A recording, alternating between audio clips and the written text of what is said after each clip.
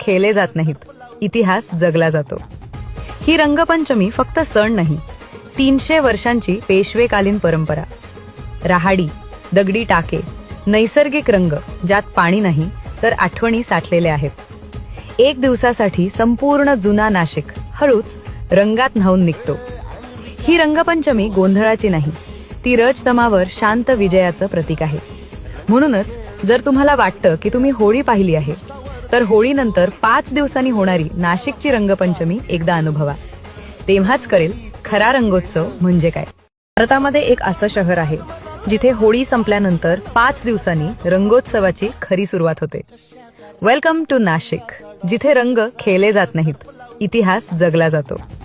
ही रंगपंचमी फक्त सण नाही, 300 वर्षांची पेशवेकालीन परंपरा। राहाडी, दगडी टाके, नैसर्गिक रंग ज्यात पाणी नाही तर आठवणी साठलेल्या आहेत। एक दिवसासाठी संपूर्ण जुना नाशिक हळूच रंगात न्हाऊन निघतो। ही रंगपंचमी गोंधळाची नाही, ती रजतमावर शांत विजयाचं प्रतीक आहे। म्हणूनच जर तुम्हाला वाटतं की तुम्ही होळी पाहिली आहे, तर होळीनंतर 5 दिवसांनी होणारी नाशिकची रंगपंचमी एकदा अनुभवा। तेव्हाच कळेल खरा रंगोत्सव म्हणजे काय।